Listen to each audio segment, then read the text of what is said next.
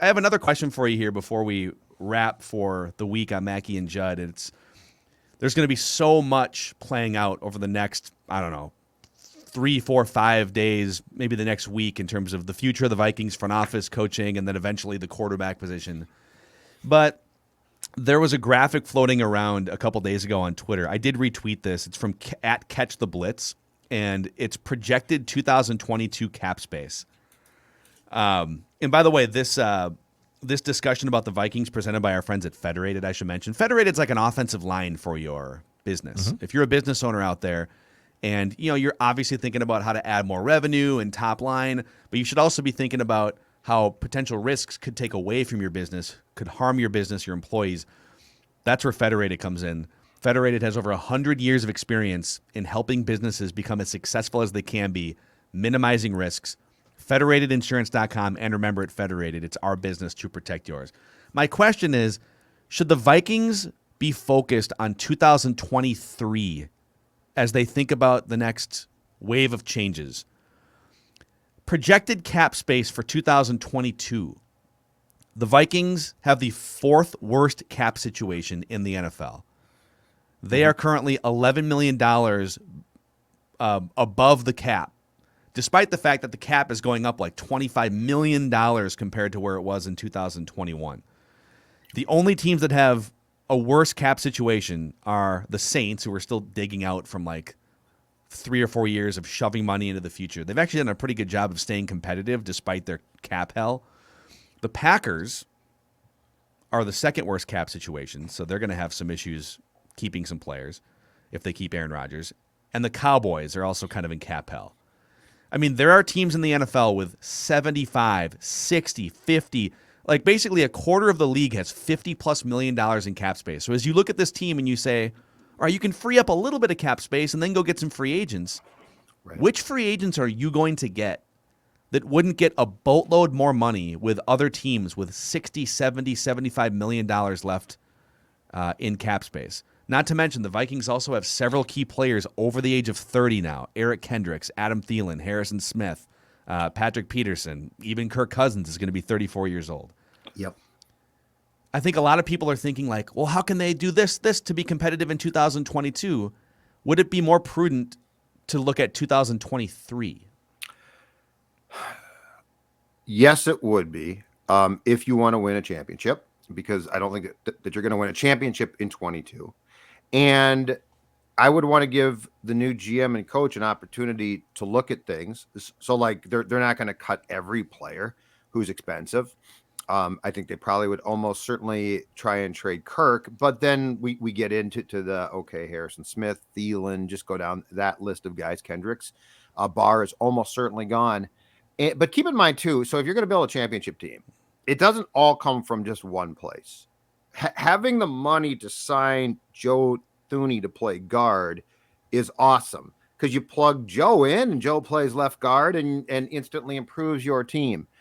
I think some people have the notion of, well, the Jaguars have all this cap space, so they'll just go out and sign a ton of guys. You don't win a championship that way. A roster is finessed through the draft, right? Free agency. And so I don't see if you go in the direction that the Vikings should, I think trying to pop it in 23, 24, absolutely yes. And 22 to me is all about, in some ways, self-discovery. So yes, I think that, and this goes beyond the cap. This is just a conversation about what should the philosophy be, the expectations be. And I think as high as my expectations were going into 21, I would easily dumb them down for 22 to pop back up, because football too, Phil, I don't think it's a window sport. Like, unless you're a really special Patriots like that, I don't think it's, hey, your window is going to be 23 to 26 and it's going to be unbelievable. I think we've learned enough now to know that it's a moment of opportunity sport.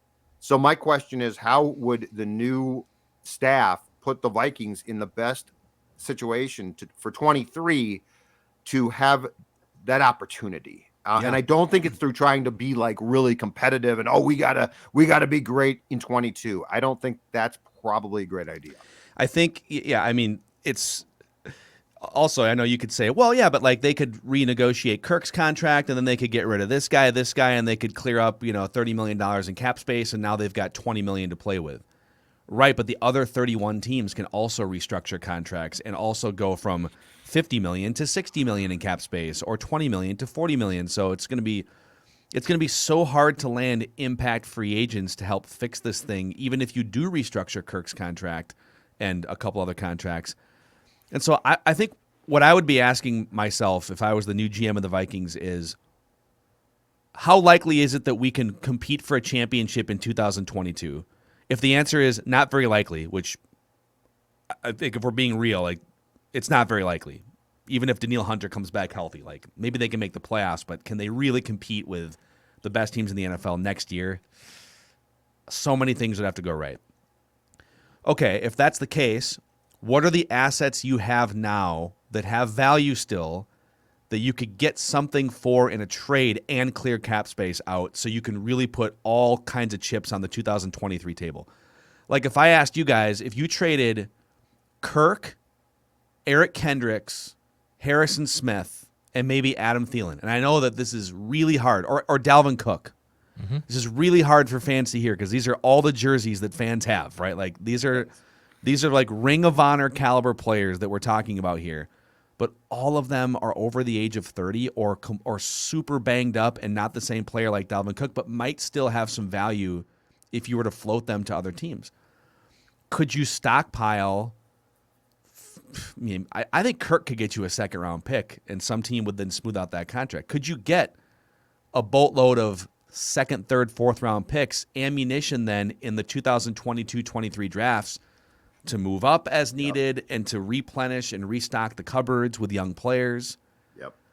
And wipe out your cap hell situation, right? And now you're free. In a year from now, maybe you got $50 million in money that you can go spend in free agency, and you can bounce back really quickly. I just worry that if you try to win again in 2022 and make another push and remain in cap hell, that you're just delaying the inevitable anyways. And I don't think you have to resign to being a 4-win team next year. I'm just saying, I think like the Eagles were rebuilding this year. They make the playoffs in a rebuild year, right? With a new coach. Now. Absolutely. Yeah. So that's kind of where my mind's at going into a week of changes, which is don't be afraid to look at 2023 as the target year, as opposed to continuing to like, oh, what can we do with this current roster and situation year by year? Have a plan that goes beyond 12 months from now. And depending on the 2023 draft, I'm going to tell you right now, a 3-win year, I would take if I could. I just don't think it's possible. But like if the draft lends itself, especially from a quarterback class, to the guy being there, I'll fall on that grenade in a second. Oh, so we won 2 games. Too bad. Can we take it down to 1? I'd like to win 1 game. Like look at also like the 2012 Vikings that like won their division.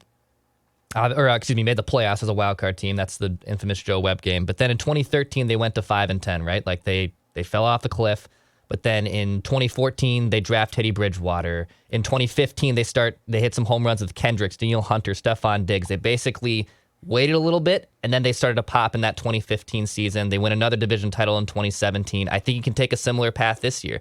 Like that 2013 team had Jared Allen, who was coming off, like he was going to be a free agent, but you said goodbye to him. Greg Jennings wasn't the wide receiver you thought he was going to be, so you said goodbye to him. I think there's other parallels that other Vikings teams have done where they have done this quickly, and I think this team can also still do this quickly. Yeah, I don't think it has to be a 5-year. Like obviously, there's teams that just butcher it. I mean, the Browns for 20 years, the Lions every year.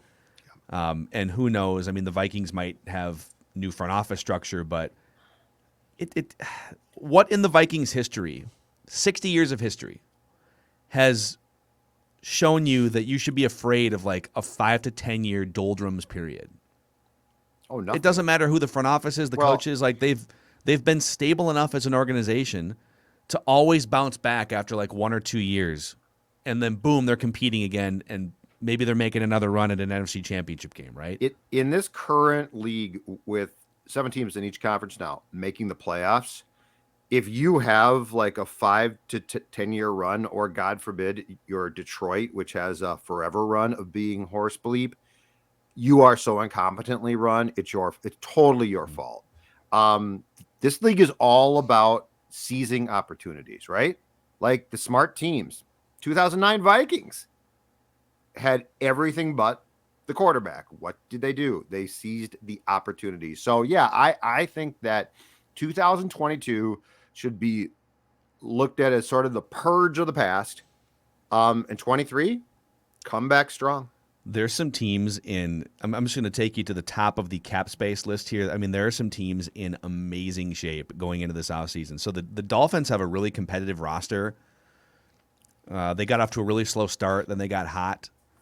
They have $75 million in cap space. They might still go after Deshaun Watson, but they can go, if they want to swap Tua for a better quarterback, go get a couple more weapons, whatever.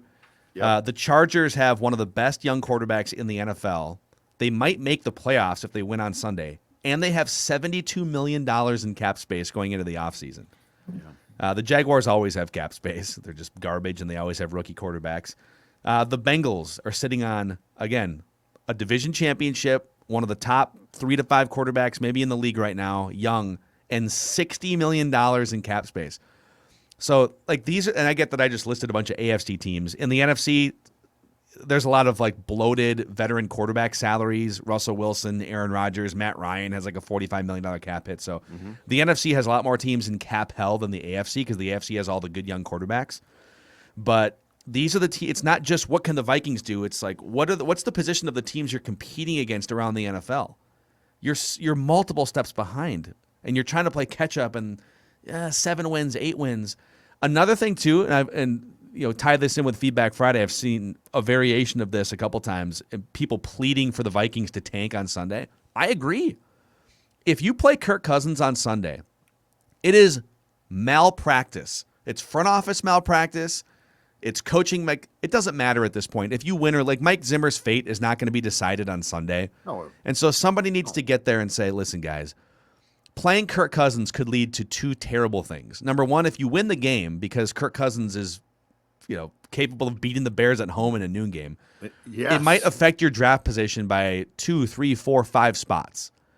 And you'd rather draft 9th or 8th or 10th than 12th or 13th. Like, every one of those spots it's either you get a better player or you're closer to move up a couple spots if there's a player or a quarterback that you want, right? So like that, people might say, what's the difference drafting 9th or 12th? Well, it can mean the ability to trade up to 6th or not to get the quarterback that you want, right?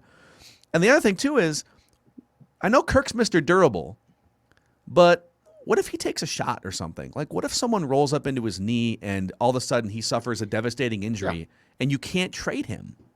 Yep. He's not ready for week 1 next season. Like, what is the upside of playing Kirk Cousins and other starters on Sunday? Can anyone explain it to me? No, there's zero. It's Mike being Mike, and unless somebody tells Mike, we're not doing that, you are not going to play, Cousins. You shouldn't play Dalvin. There's no reason to play Dalvin Cook. The guy came back from basically shoulder that was out of the socket. God bless him. But I mean, at this point in time. But it's Mike being Mike, and Mike is belligerent. Mike is petulant. Mike can be a child, and Mike is going to do things his way. But here's the thing, and this is the thing that, or among the things about football people that drive me crazy. They think we're so stupid. What do they talk about continually? They talk about, we want to see player X put something on film. We need to see him put something on film.